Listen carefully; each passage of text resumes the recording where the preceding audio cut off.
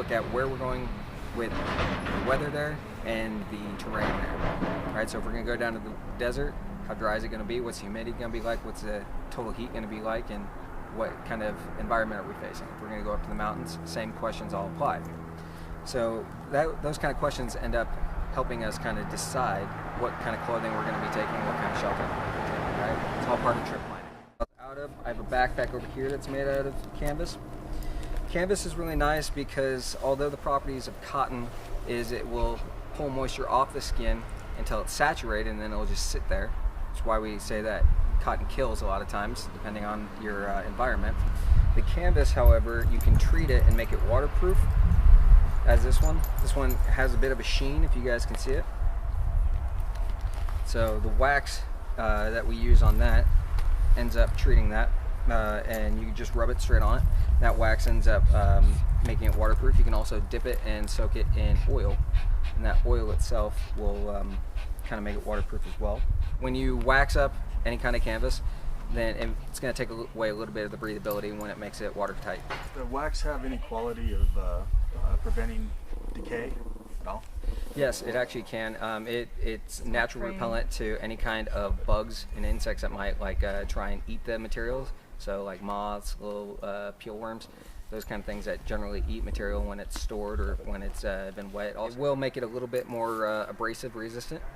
So if you're going through brambles, thorns, anything like that, everything, it's less likely to tear your fabric. Besides that, we have wool. This shirt is wool. This jacket's wool. Obviously, any blanket that you bring today for making things out of wool blankets, obviously that's wool too. So we usually say that wool is king. Wool is king for mainly the reasons of the fact that it's an animal hair. You're basically taking goat's wool or alpaca wool and you're shearing that off, and then you felt it, and you can make jackets, pants, anything out of that. The reason wool is usually king is because wool, as long as it's 80% wool or better, that garment can retain 70% of its insulative value when soaking wet. So you can fall into the river wearing a wool jacket like this and you'll be at least 70% as warm as you might have been if it was dry. So that's rather nice. You'll still be soaking wet, but you'll be warm. You're probably not going to get hypothermia. Good thing about wool, as far as the fact that it is animal hair, is there's so many different animals that you can take their wool and actually create clothing with it.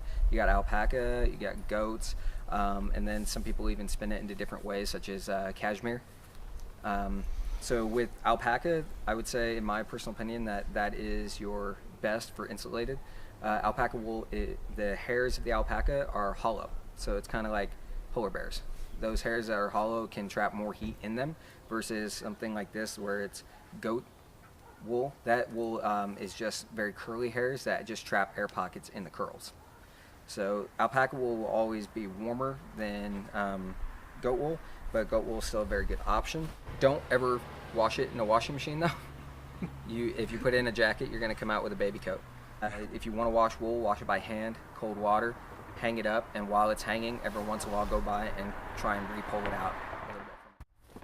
Let's move on to the king of insulation, down.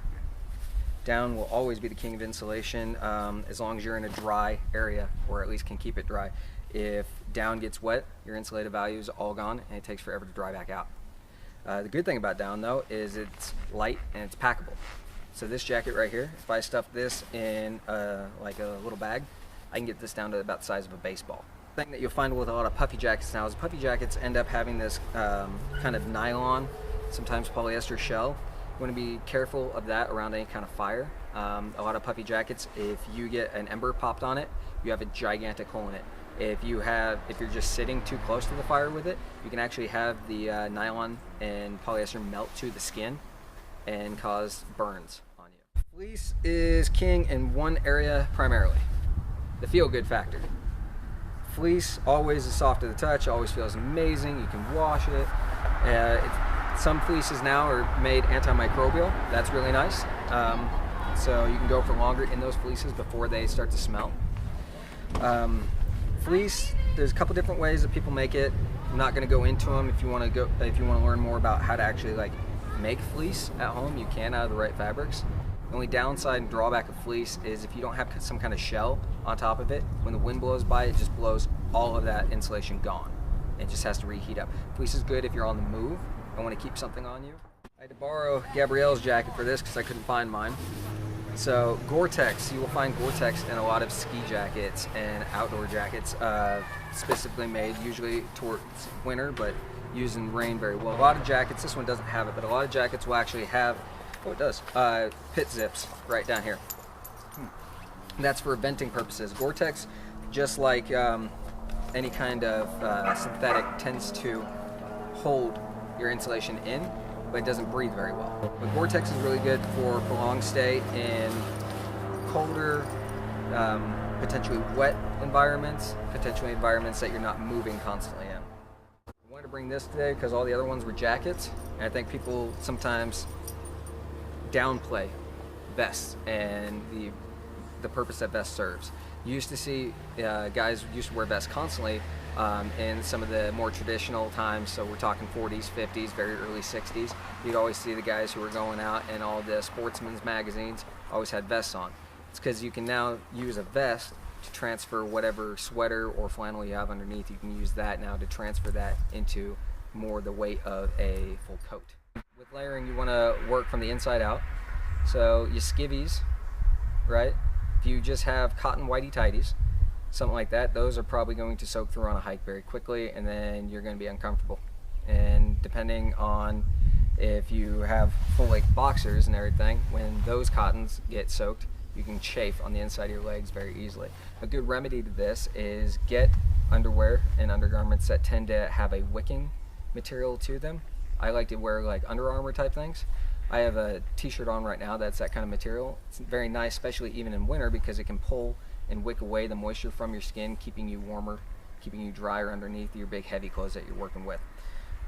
After you move away from the undergarments and the t-shirt garments, I like to look at pants. So a lot of guys say, oh, don't get jeans and everything, they get soaked, they stay wet for forever. I don't really care. Your pants are kind of one of those things that are going to get torn up, destroyed. It's just how it goes. I usually go for more of a rugged pant, so jeans, heavy canvas, anything like that. They even make some out of the fire hose sheath now by Duluth. I usually go for a heavier pant that is a little bit more durable. You don't have to. A lot of people like the lightweight pant that zips into different things like shorts and capris and whatnot. I usually go personal taste for heavier pant because I feel like your pants is the one thing that's going to take the most damage. You lose most of the heat from our feet, neck, and head. So you usually bring something for some kind of scarf or head covering. A couple of options for that is you can make these out of wool, or you can also just get yarn and make them. These are smaller scarves that just go straight around the neck and button down. They don't have a lot of little tassels hanging off. Those are good. You'll see a lot of guys will wear the chamois or cafe, depending on what type you get. You see these are very popular, especially in bushcraft and woodcraft right now. I'm not a huge fan of these because they're usually 100% cotton. So if you're wearing around your neck and you're out hiking, you're gonna get your perspiration soaked into them and they're gonna stay wet. This does have a very good quality to it though for if you're out in the desert environment or a hot arid environment. Other options though are honestly just cutting a piece of fabric, and that way you can cut this into char cloth if you need. You're not too worried about messing up a cool cafe. Or if you're out hunting and you want the option of being able to have something wrapped around your neck when you want it, but if you don't want it, you can use it for other things. Multi-purpose item is a sniper's veil. So if you wrap this up, just spin it and wrap it around your neck a couple times. That works really well to trap heat, even though it's pretty much see-through, right? But if you drape that along something, you can actually use it as camouflage if you're out hunting. So it's very nice for that purpose. And then finally, we look at our footwear. And so to help protect my pants and help waterproof them, I have on, but I always recommend get a boot that you like and a boot that serves your environment. If you're going out to the desert and it's middle of summer, you probably don't need a boot that has 500 grams thinsulate in it. That's just going to make your feet sweat, and we all know blisters are caused by heat and friction together. So you want to be able to vent your feet, and but you want your boots to be able to stand up to what you're doing. Good option is the ones that Gabby has on. Those are really nice. They don't come up the foot too high. They can vent a little bit, but they also have some protection on them. The ones I'm wearing are just a leather version of Palladiums, about the weight of a little bit more than a Converse, but they still come up the leg a little bit, and they're leather, so they do have protection.